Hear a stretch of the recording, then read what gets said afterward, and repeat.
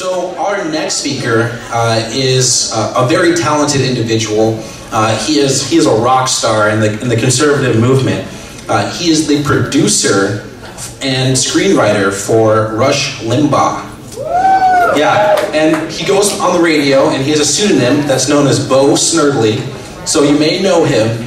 Ladies and gentlemen, please keep your, get your hands together for James Golden.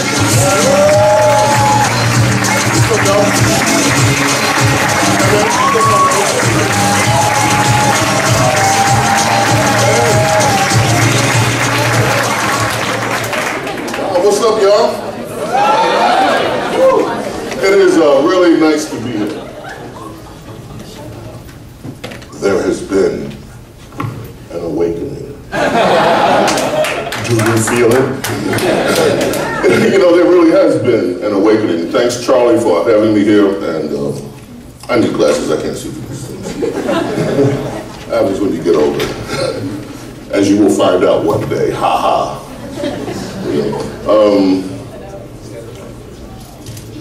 There really is an awakening going on, and it's happening at college campuses all across the country, and you are a part of it. And those of us that have been waiting on the sidelines for this to happen cannot be more pleased. So thank all of you for helping to finally turn around a younger generation, and give yourselves on that, because you are leading the fight.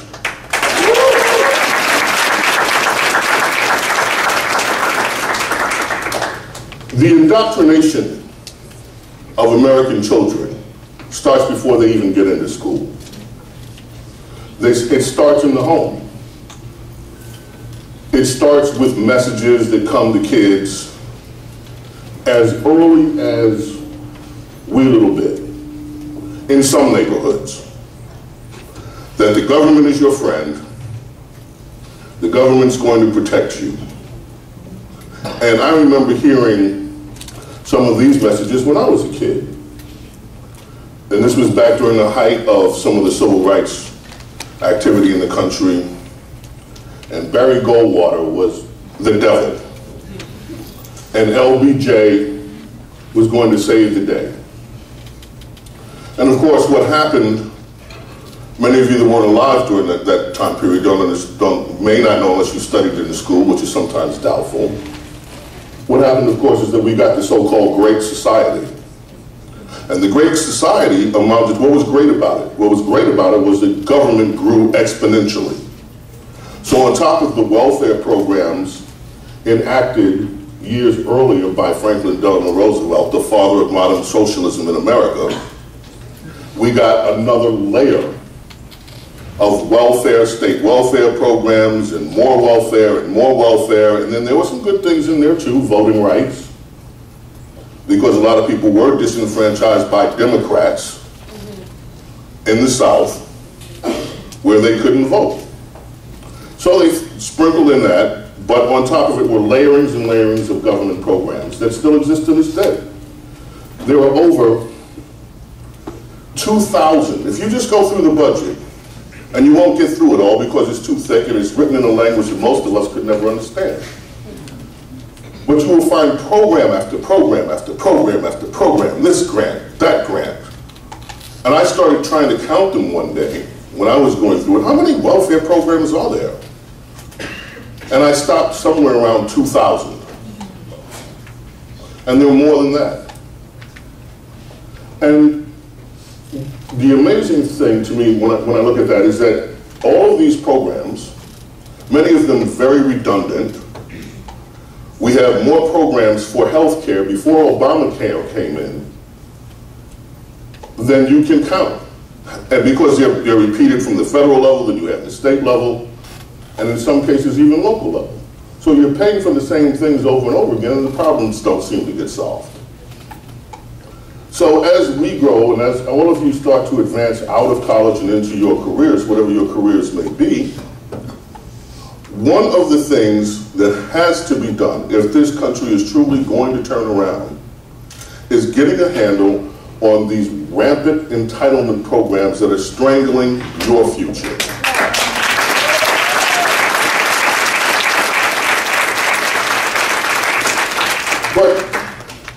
And by the way, that budget that Paul Ryan, the savior, just signed and passed on to Mitch McConnell, who promptly pushed it through, who passed it on to Obama, who said, "Nice job, guys. Thank you for making government work again," is just another layer of the stranglehold that you guys are going to be paying for, and we're all paying for now.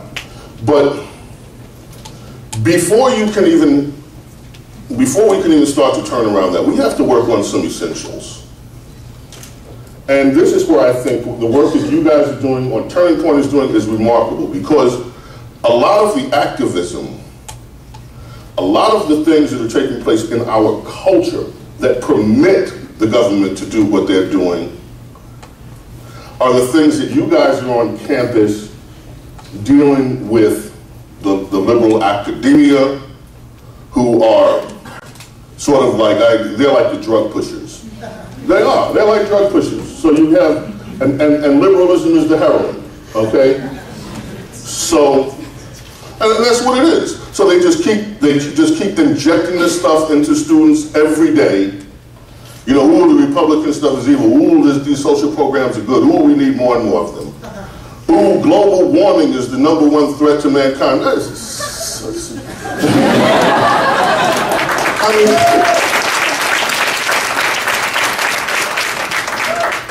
see, if you question the faith, and that's what global warming, that's what the socialism is. It is not even a matter of ideology for these guys. It's faith. Which is really interesting, because the left typically doesn't like people of faith, unless it's their faith. But their faith isn't in a God of creation. Their faith is in their own hubris. That global warming, that somehow we are responsible for the climate. We must have created this because we're responsible for it. If you drive your car around too much, you're going to destroy it. These ideas, like the global warming theory, where more energy is invested in the faith of a computer model created by men, by some scientists, and the computer models, by the way, that have been proven wrong time after time. Yet we are asked to put our faith in a man-made computer model over the God of creation. And it's absurd. And thank all of you who are actually dealing with the bows and arrows from these leftists on campus pushing back against these absurd ideas. Academia and media are the two, in my opinion, the two strongest forces that are driving this culture. Media, and not just television, not just news, it's all over, especially from the left. And the thing that cracks me up about those, one of the things. Look at the war on terror right now that we're engaged in.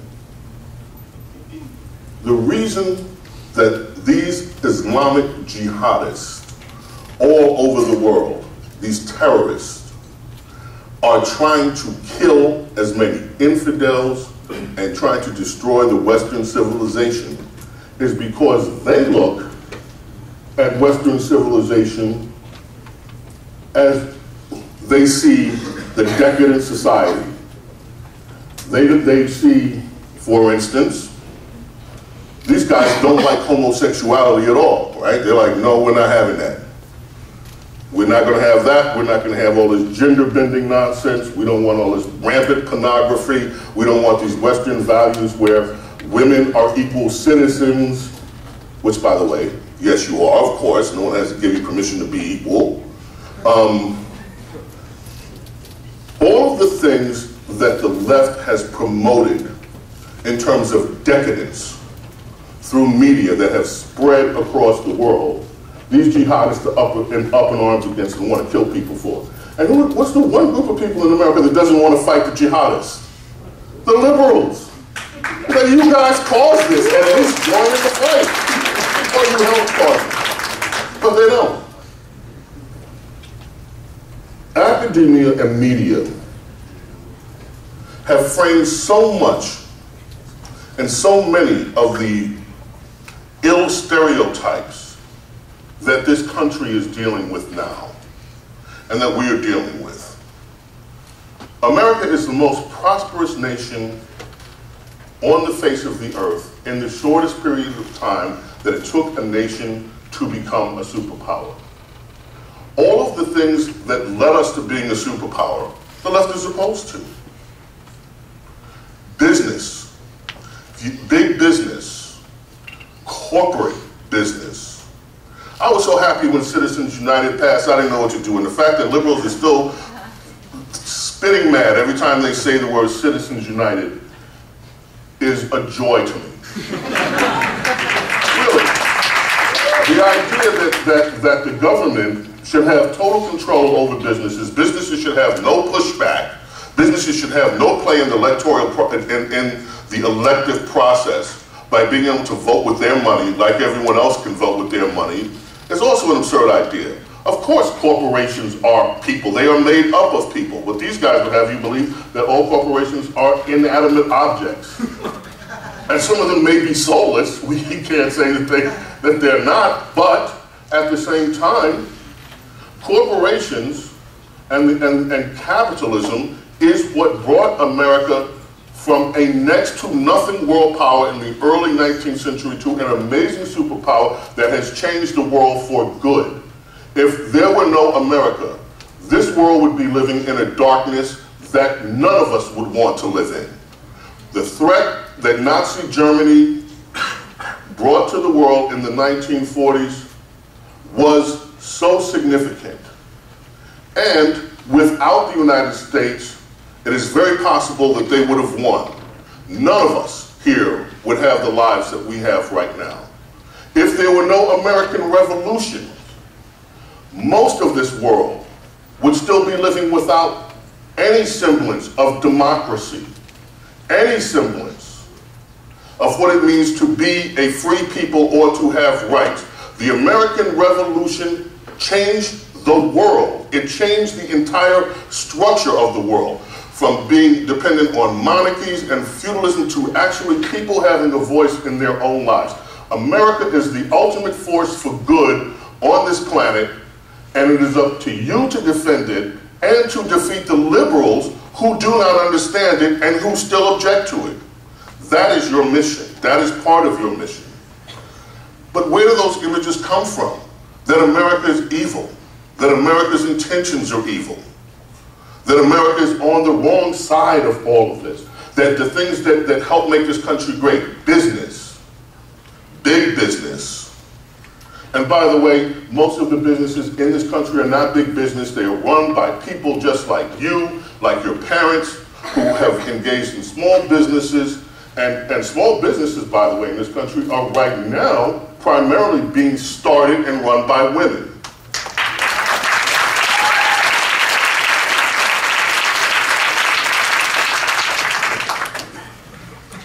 This idea that somehow being wealthy, that being big is evil has got to stop.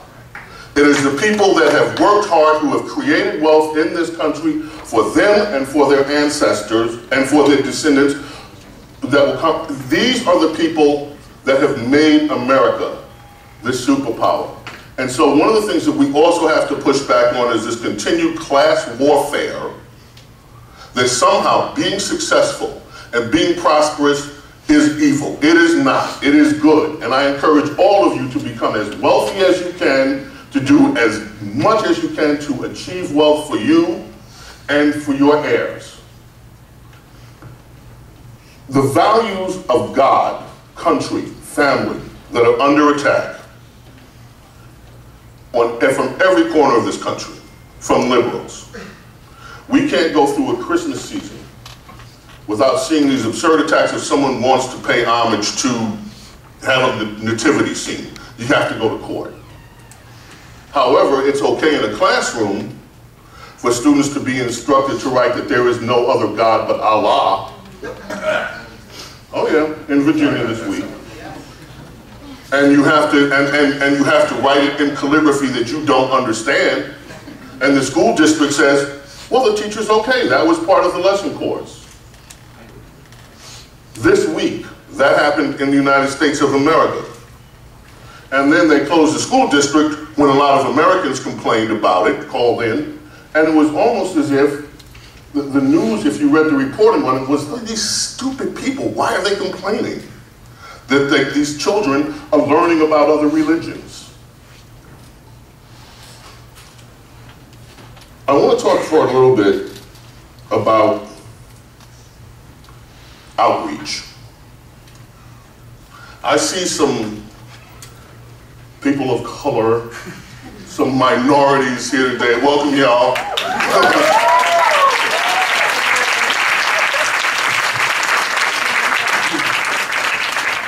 And every 4 or 5 years, when a general election, the Republican Party says, you know, we're going to drop $10 million in outreach. We have to go beyond. We have to reach Black and Hispanic voters because they're not with us. And I wish they would keep the money, frankly, and spend it on a tight race or something because their efforts are just so stupid. It's ridiculous, right? So imagine this, you live in a neighborhood, right? There's no Republican Party ever. There are no Republican Party offices, there's nothing. Republicans they're nowhere. The only time you see them is on TV. And when you see them, you don't like them because whatever they're saying is something that the way it's being reported is against you, right? So then, every 4 years, you have some black guy that they send out that comes in the neighborhood that says, hey, can you vote Republicans because we really like you and we want you to like us too. Yeah, right. Yeah, okay, sure, we will. Outreach, it is true that conservatives, which is, by the way, what I consider myself. I don't really identify so much with Republican, I'm a conservative. You know?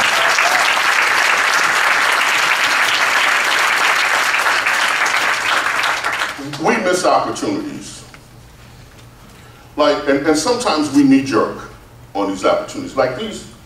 Like what's going on the college campuses right now with these protests. Now, admittedly, some of them are stupid, right? I don't want to be triggered by words that make me feel insecure. The wuss, what are you doing in college?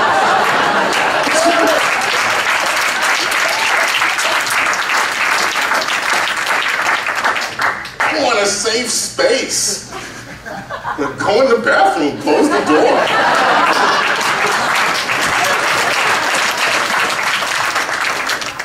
You know what I mean? So, but now wait a minute, because something else is happening.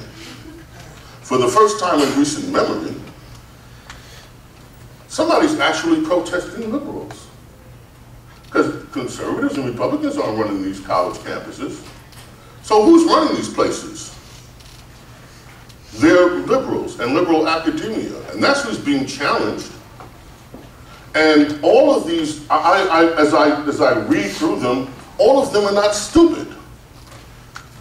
And yet they get this typical reaction from a lot of even conservative media. Oh, it's just these college kids, you know, they're stupid, they're dumb. Well, hold tight. In Princeton, one of the things that the students there are protesting, and it's not just black students, it's a lot of students, they want Woodrow Wilson's name taken off the buildings there. I hear one person applauding, absolutely right. And you know what, I'm with them. Democrat Woodrow Wilson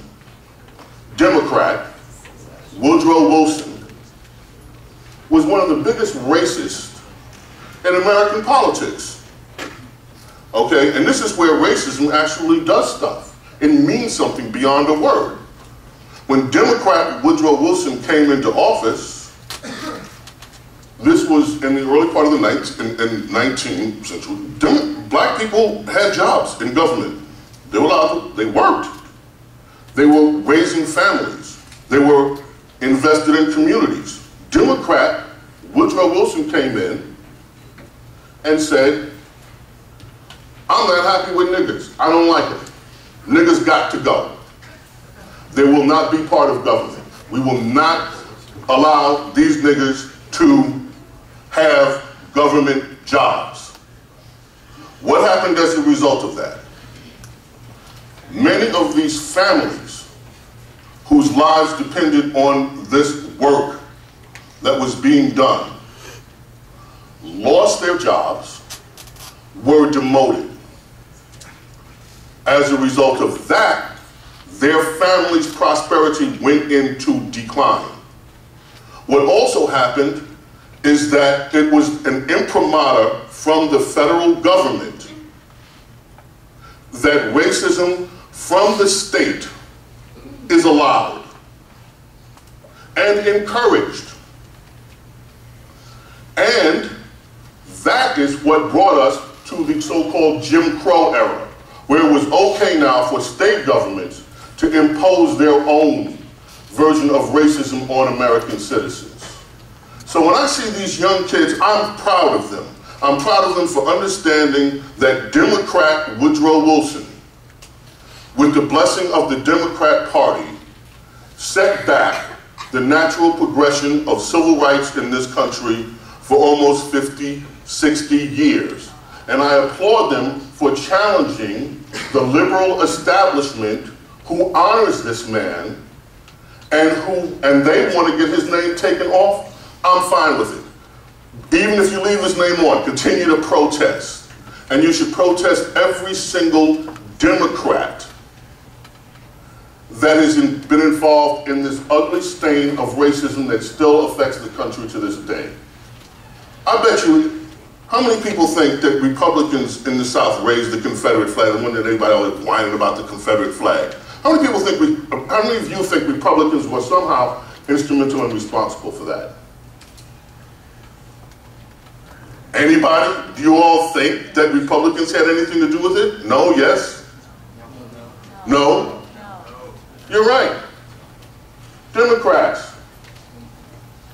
Ernest Hollings, who I will never forget, was the guy who raised that flag up in South Carolina. You have all these people moaning and moaning and moaning about it.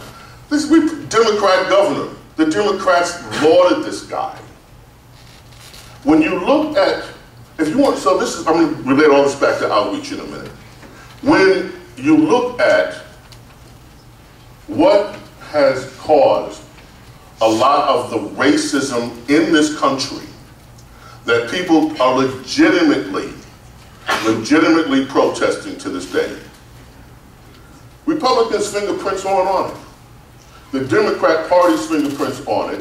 And one of the things that I think would really help move things along in terms of outreach is helping people that feel disenfranchised by this country's history to understand who is responsible for the things that they have grievances about. And it is not conservatism, has nothing to do with Republicans, it can all be laid at the doorstep of liberal Democrats. And leaving the way of it. You talk about outreach, that's outreach. But part of outreach is also solution building. This is why spending $10 million on an election cycle means nothing. You had the Democrats out here, Hillary Clinton's whining. Did you see the debate last night?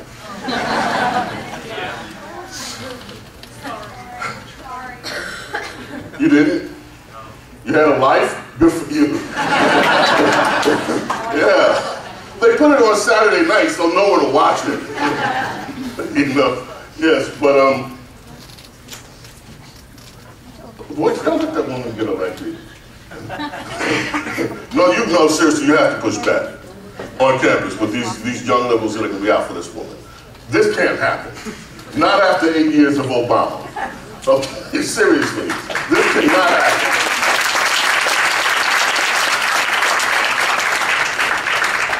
But Hillary's always out whining about these voter ID, these states with these voter ID, right? The we're going to disenfranchise black women, disenfranchise. So this is the mantra of let's get the Obama vote. If they don't want you to vote, Republicans are doing some very sinister things. Everyone like sinister things. Like asking people to show an ID when you show up and vote. How sinister is that? Oh, that's really terrible. You might have to show. Do you have to show an ID, by the way, when you get your EBT card? Just asking. I'm asking for you. That's the welfare card. So people didn't know what it was, the EBT card. That's the food stamp card. Yeah, go to Jack in the Box. Do you have an ID with your EBT card? Do you have to show an ID when you buy cigarettes and booze? Yeah. But somehow or another, when you go to vote, showing an ID is the worst thing in the world? Okay, but let's take their premise. But this is where I think Republicans can also, conservatives and all that, and students, we can help. We can help them. Because apparently, there are a lot of people in America who don't have IDs. I don't know how this is possible. You can come from Mexico and get an ID in about 2 weeks. You can come from Central America. You can even have an ID from Syria and have a passport that's American. That looks American at least, but somehow our own citizens, many of them supposedly don't have IDs. So this is one thing we can do to help. And I mean this seriously, this is seriously. One of the things about outreach is people will listen to you if they honestly think that you are trying to help them and you're not looking after your own best interests. If you're genuinely interested in helping people. So one of the things that I've never understood as a response to this whole business of, you know, the GOP doesn't want you to vote, they want to take away your vote, Okay, look. We've got some groups here and we're going to help anybody that doesn't have an ID secure an ID. Simple. Okay? Be part of the solution. Take away the argument from them. We'll help you get an ID. If it's that difficult for you, you can't manage to get an ID, we will help you. Of course, we can always turn to the guys that help the illegal immigrants get their IDs and we can outsource it to them. I meant to mention something. By the way, when I started, excuse me for that. If you don't have any questions or you have any comments, you don't have to wait. There's supposed to be a Q&A. You can just come out with it right now. Yes? Okay, so on campus, I'm from Michigan. Right. And on campus, big government sucks really resonates with like the African American community. Like you say, do you think big government sucks? And they're like, oh, hell yes. Right. But then they turn around and say like, conservatives hate them. And like, how do we get it to translate to them? That like, they do agree with what we have to say. Well, the first thing is you're already doing it because you're already speaking with them, right? And so this is, that's a great question. How do we get it to resonate with them? You know what resonates with people the most? Free stuff, you say?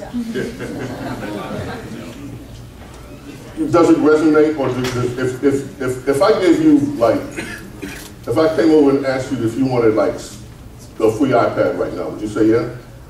Okay, so I'm not gonna do it, but free stuff resonates with everybody. If you think you're gonna do it, for most people, some people won't. Okay, but back to your question. It's a good question. People believe people who they like, and even if they don't agree with them, though, over a period of time, it will change their mind. So the first thing that I would say to you is engage the left. And they don't always have to be, you know, the confrontational engagements, but engage the left and get people to arrive at the conclusion themselves. See, one of the things that I think when I talk to my black liberal friends, I'm always up in their faces, okay? Because for years, because I've been called every name in the book. You know, you Uncle Tom, you this, that, and the other. It's like, is that the best shit you can, I'm sorry, is that the best you can come up with? Seriously? Because the issues that affect people, if you understand it, like what happened in Chicago with this kid that got 17 times, got shot in the 17 times by the cop, right? And then Rahm Emanuel's government tried to cover it up, right? Because it was election time. So they paid off the family $5 million. Okay, go away, don't mention this. And they held back, the video just came out on it, and people went nuts in Chicago. Because this kid was executed. Now, This might be disturbing to some of you who grew up thinking like I was raised with my family in the 50s. One of the first lessons I remember being a young little tyke. And my dad, you know, James, the police are your friends. And you should, and many of you I'm sure grew up with this. If you get lost, you can always go to a policeman and you can blah, blah, blah, blah, blah. And so I grew up thinking, okay, the policemen are my friends.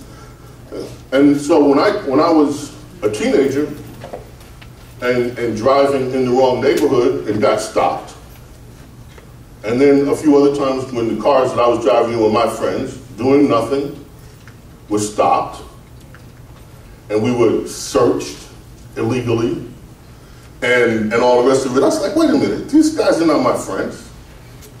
These guys are, now I'm not of the view that police are the enemy, and I deal with police respectfully because they're doing the job. But in my world, the policemen aren't my friends, okay? And in the world of a lot of black people, police are not their friends. So one of the things is to acknowledge where people live. You know, our realities are not necessarily their realities. Okay, so one of the things that I did in talking about these things is go back to it. What are the police? The police are agents of government. And when big government has the ability to violate your constitutional rights, it puts you in danger.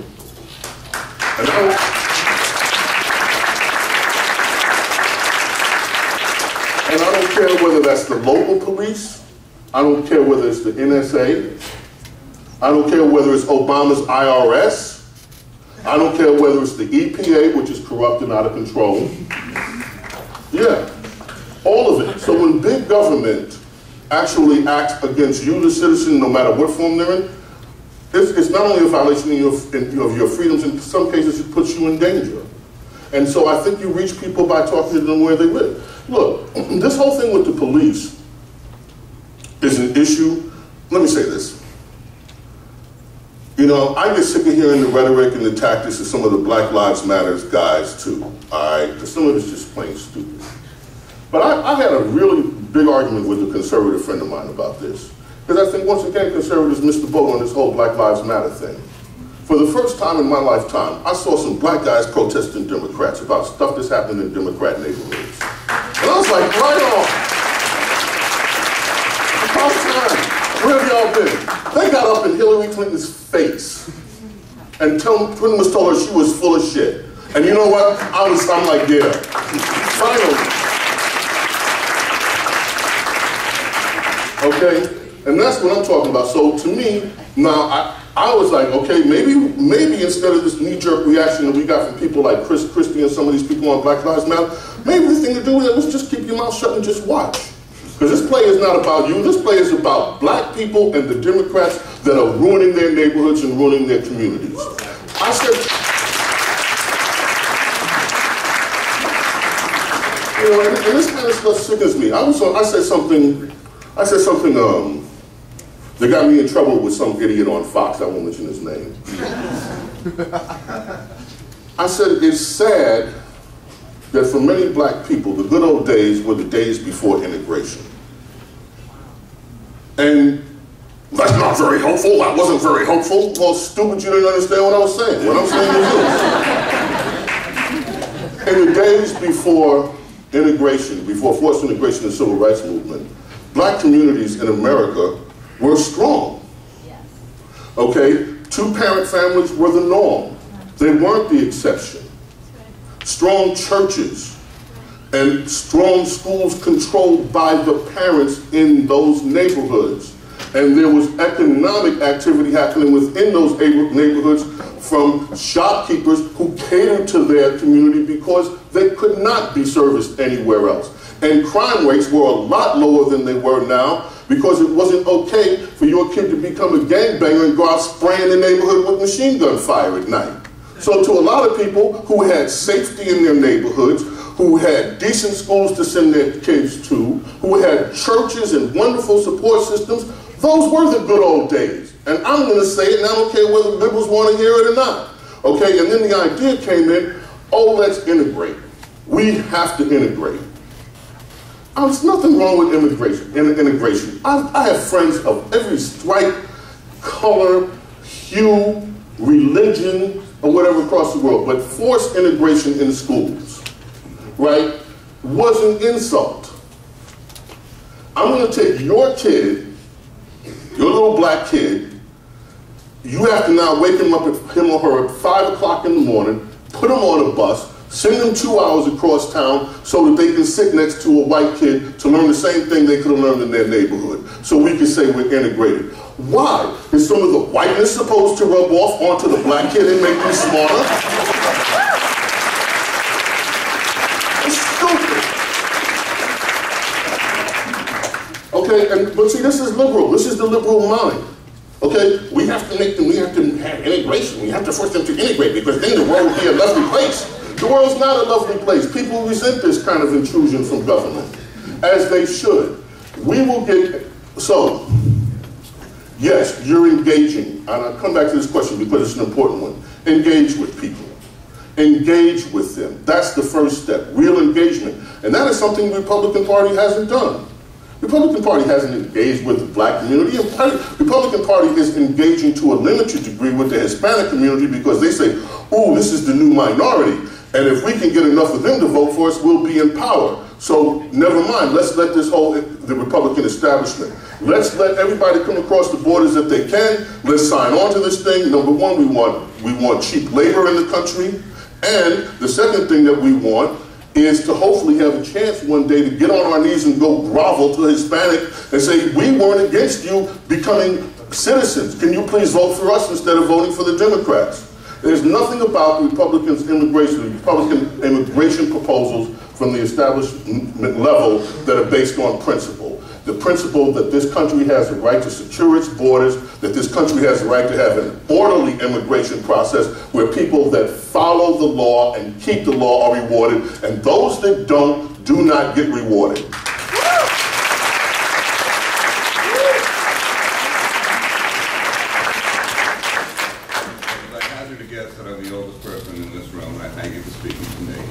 I get to collect Social Security in July, by the way. Cool. Isn't that you see these two here? These are my heirs. And that's why I worked hard to build that small fortune that you talked about. Right. Without any government help, by the way. God bless you. And I'm glad you brought up Social Security. You didn't say this thing. When I was young, man, the last thing I wanted was give me a minute. Give me 30 seconds. I can jump. No, go for it. I'm sorry, go. You asked this little one here, who did I work for 7.5 years? We get a little embarrassed. I worked for a guy by the name of Ronald Reagan. I was in the White House. Crazy as I thought things were back then, they're crazy on steroids today. And we have 323 days, give or take an inch, to the next election. Unless I'm mistaken. And unless we put some conservatives in the White House, and I mean conservatives, not one man, but a group around him, we're in for something that you folks have no idea how bad it's going to be. You have no clue how bad it's going to be. I have been watching this for quite some time. I've been behind the curtain for 30 years, doing what I do.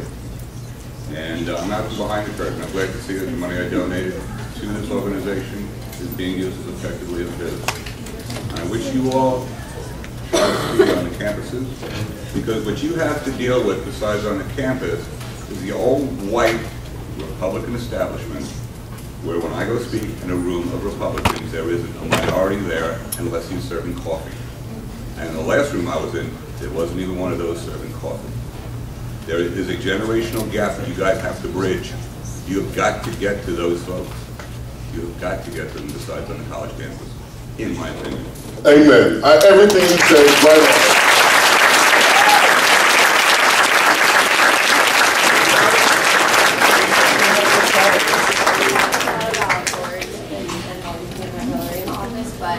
You'd be surprised at how many people on college campuses really like Bernie. So how do you think we should address that? I like Bernie too. Yeah? Yeah, that's how I think we should address it. Yeah, I like Bernie too. Yeah. Yeah, and you know what? If the Hillary people rob him of his chance, you should write in Bernie. That's one way. But look, you know, one of the reasons people like like Bernie Sanders, and I'm not kidding when I say I like Bernie Sanders. I like Bernie Sanders too. I think he's a whack job. But I like him because he's genuine. Bernie Sanders is not a man who doesn't believe. Bernie Sanders is, and see, this is what's interesting. Oh, you got me started now. This is what's interesting about this race to me. We have real people in the race this time. We've got, of course, DT. DT, you know he is. Yeah, he's upset the whole apple cart on the Republican side. Because he has no filter, he just blurts it out, it just says it, and so these guys are having their conniption fit with Donald. But on the left side, you have Bernie, who is what he says he is. He's a socialist. He wants to raise your taxes. He wants you to pay for everything. And so Hillary's response to Bernie has been to forget that she tried to run as a centrist last time and now try to run as left of center. And so, because of course the Clintons put the finger in the wind, okay, where's the pulse? I'm on it. They do. These were the people that polled and did a poll on where they should take their summer vacation. They did when they were in office. Okay, they are poll driven. They want to be. Bernie Sanders is a genuine guy, so I would encourage to have a discussion on what is it that you like about Bernie Sanders. And a lot of people will start talking about income, the income inequality, which is another, of all the stupid things that the left makes into real issues. It's like there's never been poor people on earth. It's like, wait a minute, rich and poor just started? The world has always been a place of inequality, and it will always be a place of inequality, okay? But the thing that we should be helping the people understand in this race too is, well, what is it that is going to address the income inequality that you face? Well, when people work, for instance, and get off their butts and stop taking government checks, it might help.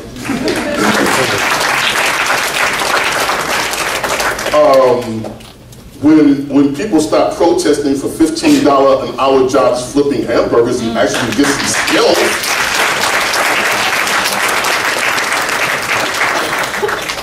I love those stories. I read them all the time. Yes, I'm a single mom, I have 3 babies, and it's just not fair that I have to work for $10 an hour flipping hamburgers. And there's no follow-up ever. But,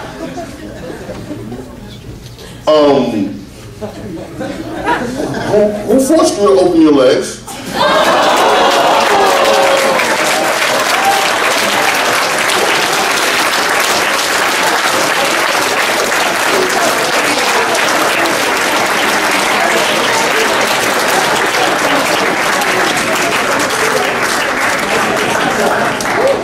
And after you saw that the baby came out the first time, you did it 2 more times without a husband? And now it's my fault, and you want me to pay so that you want an increase in prices so that you can make $15 because the only thing that you're capable of doing at this stage in your life, having gone through American school system, is flip a hamburger? Wait a minute, this isn't my fault. Take some responsibility here.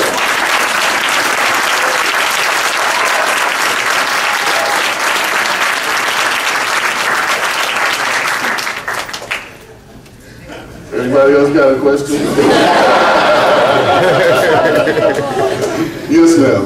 Hey, so my question is going back towards your comments about trying to engage in minority communities. I live right now in Brooklyn, New York, and you're surrounded. Yeah, very much so. And what I found difficult to me is that how are Republicans supposed to engage minority communities when so many of them live outside of the cities and don't want to go into the cities? What I find when I go back home, I'm originally from Georgia, is my strong conservative friends and friends of my family are like, why are you in New York City? All these liberals, and they don't want to go into these communities. Yeah. How do we engage if you're not present in our cities where these communities You have identified the #1 issue in outreach. Okay, and that's what I was alluding to before when I said Republicans aren't in the neighborhood.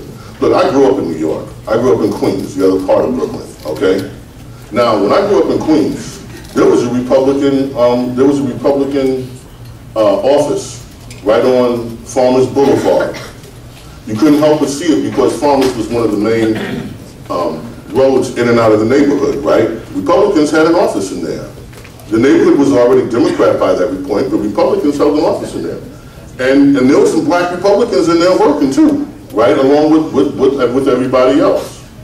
Republicans have pulled out of the cities, and I got news for you. Until Republicans start to go back into the cities and start dealing with the cities and dealing with the issues in the cities, not only will the Republican Party not get straight, but America will not get straight, okay? Most of what is draining the money from the U.S. Treasury is pouring into American cities, okay? Be they in the form of these transfer payments, be they in the form of the big welfare state, or even, and the policy drivers are coming from the cities, okay? We have abandoned the cities. And until we re-engage in the city, there is no long-term hope for the Republican Party. To me, it's not even about race and class so much as it's about, look, that's where the Democrat populations are that turn these elections. You see the map, everybody sees the red and blue map. The whole freaking country is red, except you have these blue dots, right? But these blue dots are where elections turn. And we're not there. Because conservatives, so this is part of Turning Point. Many of your college campuses are in the cities.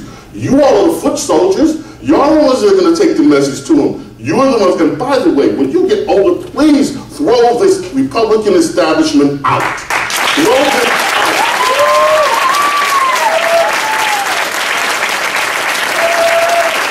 In fact, don't wait till you get older. Start agitating now. Throw them out. This latest thing from Paul Ryan is a disgrace. Okay, before Paul Ryan, it was Boehner and McConnell. These guys are so old school, they only see their own interest, the interest of the Chamber of Commerce, and by the way, target the Chamber of Commerce too. I thought you were supposed to be for commerce and for economic development. What are you doing with our country? You know, when liberals go on the warpath, they go on the warpath against everybody they think is in their way. Most of the time us. It's time for us to do the same thing. The fight isn't just with college. You all are organized on college. Great, deal with colleges, but now start agitating against some of these forces of evil within the Republican Party and start to get rid of them. Which candidate's plan for criminal justice reform do you like the most? Which what for criminal justice reform? Which candidate's plan? For criminal justice reform? Yeah. What is that? Like addressing what you were talking about. Thank you. I can hear you. I don't want to just stand up. Everybody will be able to hear you.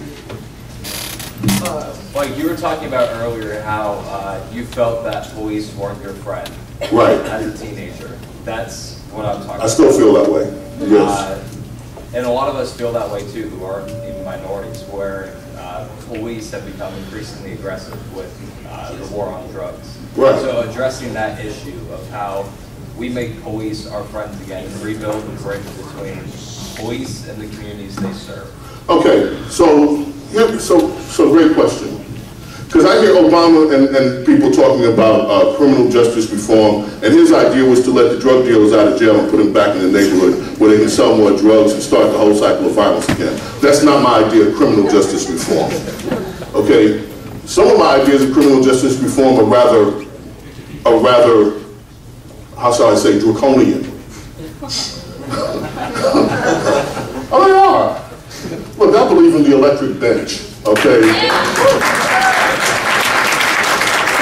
We got a backlog in California, about 900 people on death row.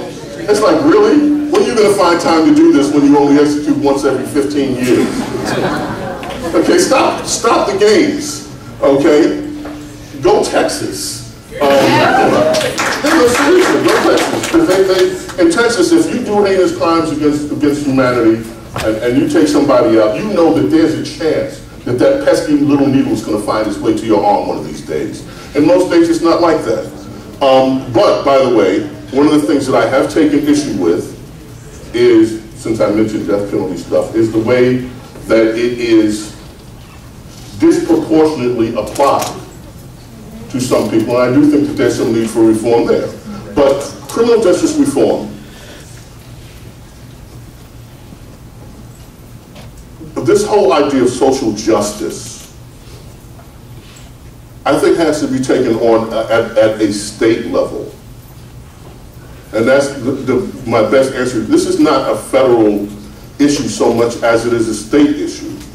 And closer to where, because most justice is dispensed closer to home. And so that's where you'll find most of look, Chicago is a corrupt city. It's been a corrupt city since it was named Chicago. It has been. All our lives, Chicago has been corrupt. The people there have every right to protest that criminal justice system, but the changes have to happen on the local level. Now they're calling for Rahm Emanuel's resignation. They need to get that DA out of there. Yeah. Who needs to go? But that change needs to be taken to the local level. And I think, again, this is something that Turning Point, college activists that are conservatives need to engage in at the local level. This is another thing. You know, this whole good guns deal, okay? Liberals always want to, okay, thank you. Liberals always talking about this gun control business, right? To me, and I understand why people are concerned in American cities. You know, and some of this stuff to me is heartbreaking. And there was a case in LA. Little kid, 5 years old, went out in his little Spider-Man uniform the day before Halloween. He was out trying on his costume, right? 5-year-old kid. And somebody rolled by and just shot the kid up. His father was so grief-stricken that I can't even put it into words. Like, and I remember there was a case down here in Miami where the little girl, beautiful little girl, you know, she's different from her friends. She's the oddball. She loves classical music. She wanted to be a ballet dancer. She's doing whatever. I'm going to just get caught up in these drive-by shootings. You go, what he's saying about Chicago 400 shootings, you go in these neighborhoods. What is happening in these cities is like having multiple terrorist attacks in your neighborhood every day. Every day of the year. They kill the young, they kill the babies, not in the same numbers that Planned Parenthood does, but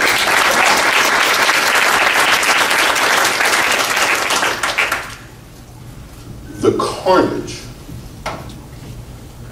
And most of this stuff is hidden from the American public. So I understand liberals and people in these cities saying, we have to do something, but they're identifying the wrong thing. They identify the gun as the problem, not the sick mental state of their children, not the sick mental state of having an entire generation, no, multiple generations of kids who are not educated, who are now adults, who have no prospect of jobs, no prospect of employment, unless they turn to a life of crime. They have, the cities in America are hell. If you are wealthy, you can escape the hell by secluding yourself away in different parts of it. If you are not wealthy, you live in hell. And that's all the way, and that's it. You're in hell.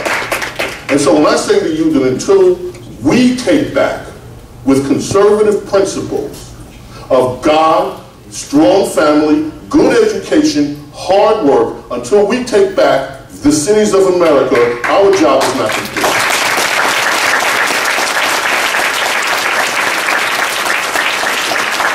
Are you scared?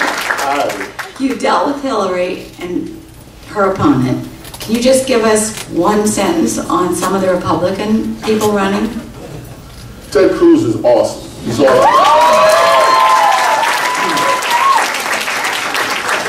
But I gotta tell you this, I'm not gonna sit here and lie to you either.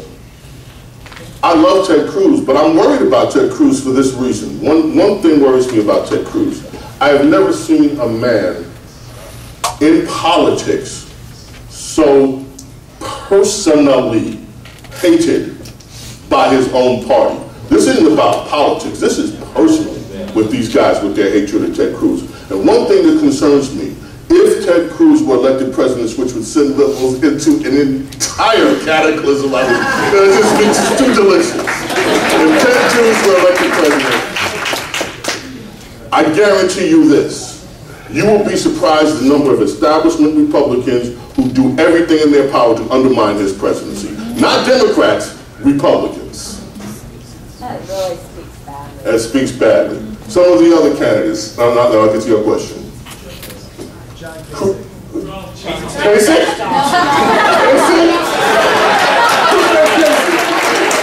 Yeah, my man John Casey. Yeah, you know, my dad was a mailman.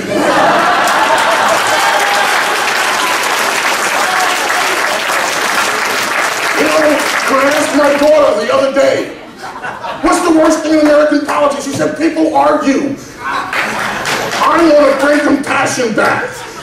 Let's be friends with the Democrats. Rand Paul. Woo! Okay, I gotta be it. Rand Paul. I can't even do a Rand Paul because this stuff is sometimes to me. Okay, Rand Paul. You know, Republicans start all the wars. These damn Republicans, they want to intervene everywhere. And I don't want to look, Rand Paul, the last debate, was actually making a few good points. And when Rand Paul and his kooky dad start talking about the federal reserve, no, I'm down with it. Because this whole Federal Reserve thing, yes, they're right about that. Who else?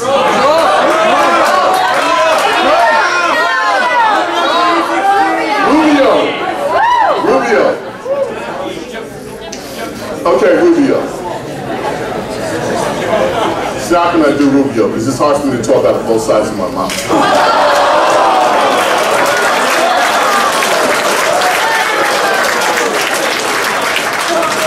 No, and I like Marco Rubio a lot. And I think that in many ways, Marco Rubio would look. Okay, let me just say this before I go further. If it's a choice between Rubio and Hillary, I'm down with Rubio, okay? If it's a choice between almost any of them, with the exception of one, and Hillary, I'm down with him. Because there's no Hillary, none of the time. But Rubio's issue to me is this whole Gang of Eight thing. It's like, how do you go from the Tea Party darling to walk into the Senate and then saddle up next to Chuck Schumer and say, now let's do a deal on immigration that's a pathway to citizenship, and then say, I didn't do it. You did it. Just apologize. Just say, okay, I did it.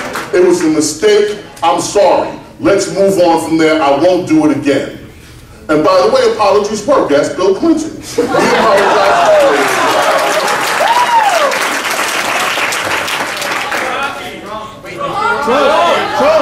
Okay. Now you gotta know that I love Donald Trump, right? I'm not saying I endorse Donald Trump. I'm not saying I want him.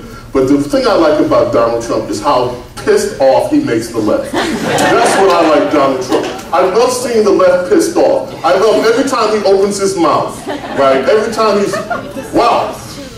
Yeah, you know, I think there's Islamic terrorists in the country. What? That's against the Constitution. You can't do that. Yeah, you can. You can say we're going to stop people from coming in. Yes, you can. And so the thing I like Donald Trump is Donald Trump has no filters. And what he's done is he just puts it out there. The left hates it and the conservative establishment hates it. I saw Jeb Bush yesterday.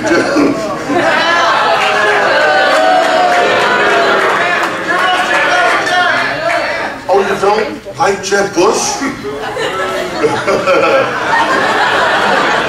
I saw Jeb Bush yesterday go with that line again. He can't insult his way into the White House. And 2 minutes later he says, Donald Trump's a jerk. Yeah, and then someone asked me, somebody hit me up on Twitter and said, yeah, and Jeb is a Bush. Yes. Okay, so you kind of alluded to it a little bit, but I think that the way to reach minorities is through issues and getting at them from not their race, but like you go to a church, or if you're against illegal immigration, or if you're pro-life, and get them through there, right? Because like Wendy Davis, she cut abortion Barbie in Texas. Right. She lost my county, which is 70% Democrat, 90% Hispanic, to a pro-life Democrat who didn't spend a penny on the election. Yeah, in the primary. So Hispanics are pro-life and they're also pro-traditional marriage. But I hear so many white Republicans saying we need to compromise on marriage, we need to compromise on abortion, we need to compromise on illegal immigration. And those are the issues I think that get minorities. Black people hate illegal immigration. That's why they love Donald Trump, right? Hispanics hate abortion. That's why they love pro-life Democrats. So what is your opinion on that? You know? I agree. Well, I wouldn't say they hate it. I would say it's definitely mixed in some places because you'll find some that don't know the issue. Yeah. So, but I wish I had time to answer them where I have to go. I want to say one more thing to all of you. I want to say the most important thing I came to say. If you don't mind, it's going to take maybe 30, 40 seconds. Okay. Keep going. Look, the most important. Let me say, yes to you. But one of the things we have to do is stop talking about minorities like they are other people, like they're a foreign race. We are all Americans, so let's talk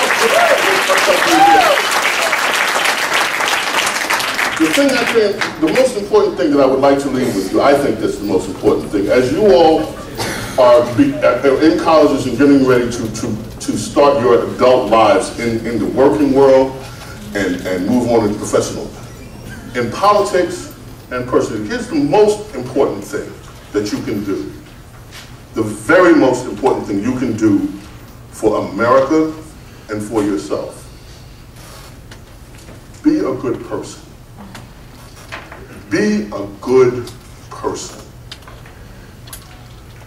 Be a good person in all the things that you do. Be conscious of what is the right thing to do. Be conscious of the people that are different with you, different from you in many ways, whether it's ideology or whatever, and to everybody that you interact with, to whatever it is that you find in the interactions in the workplace, in the home. Be a good person. Because if you are that good person, you will become the magnet. And that's where the real outreach happens, that's where the real change happens. People identify with people that are good, that they like, that they trust, and that have self-respect, self-honor, honor for God. Be a good person. Okay. Right, so my question is, I guess, what is your opinion on white privilege and how would you counter this? That feels like in class maybe being a white male is kind of like, it makes you feel guilty in a sense. How would you address this issue? My opinion of white privilege is that it's more liberal nonsense, period.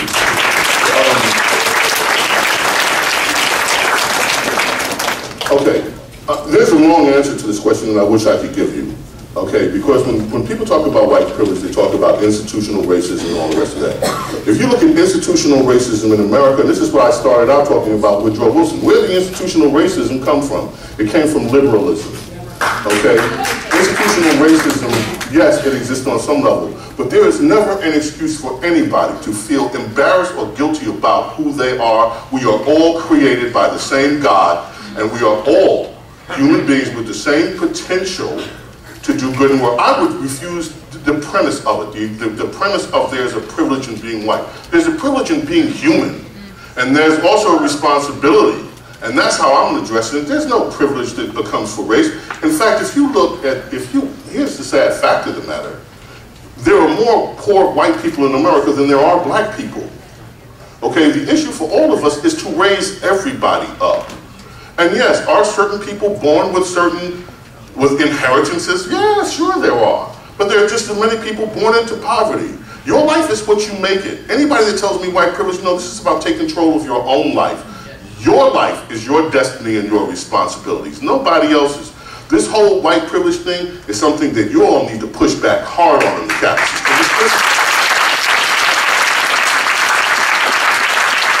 It's total BS. God bless y'all. Thank you so much. I appreciate it.